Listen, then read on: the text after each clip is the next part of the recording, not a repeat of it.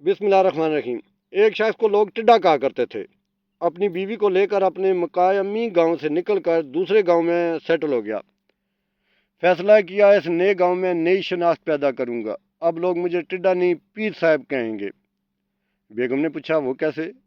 جواب دیا، اس گاؤں کے چودھری کی بہن کے پاس ایک قیمتی ہار ہے، بس تم وہ ہار کسی طرح چرا کر لے آؤ، پھر دیکھتی جاؤ۔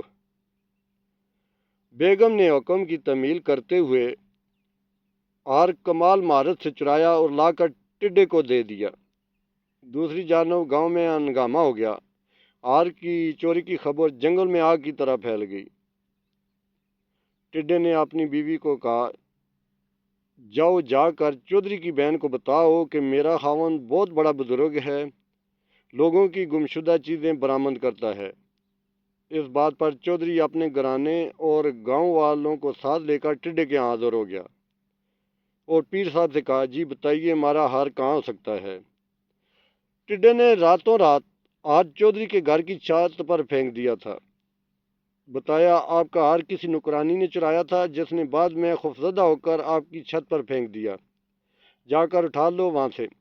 ہار ملنے کے بعد اس ابتدائی کرامت پر سارا گاؤں پیر صاحب کا مرید ہو گیا، مگر چودھری جو اندھوں میں کانا راجا تھا اسے پیر صاحب کھٹکنے لگا۔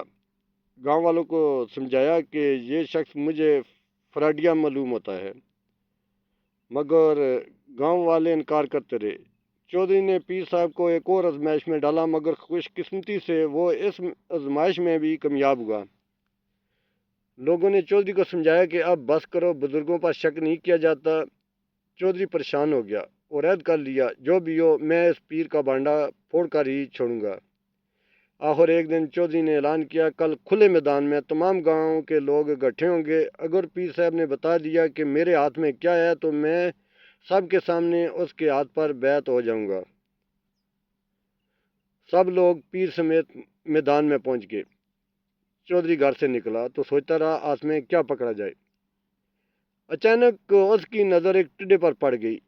اس نے پکڑنے کے لیے ہاتھ بڑھایا تو پھدک گیا، پھر ہاتھ بڑھایا پھر پھدک گیا، تیسری دفعہ میں پکڑا گیا۔ چودھری مجمع میں پہنچا اور سوال کیا، بتاؤ میری مٹھی میں بند ہے کیا؟ اس سے پہلے کہ پیر صاحب جواب دیتا کہ ناز پان مسالہ ایک گہری سوچ میں پڑ گیا۔ اسے اپنی شامت نظر آئی۔ 2 بار تو جیسے تیسے بچ گیا تھا، مگر اس بار بچنا ناممکن تھا، لہذا مایوسی میں آسمان کی طرف چہرہ اٹھایا اور اپنے آپ کو کوستے ہوئے کہا، ہائے رے ٹڈے، پہلی چھلانگ میں تو بچ گیا تھا، دوسری چھلانگ میں بھی بچ گیا، مگر اب تیسری دفعہ تم گرفت میں آ گئے۔ یہ سنتے ہی چودھری ٹڈا المعروف پیر صاحب کے پاؤں سے لپٹ گیا، داڑھیں مار مار کر معافیاں مانگی، کہا کوئی مانے نہ مانے میں مانتا ہوں کہ تم پیر و مرشد ہو۔ برائے مہربانی میرے چینل کو لائک، شیئر اور سبسکرائب ضرور کریں۔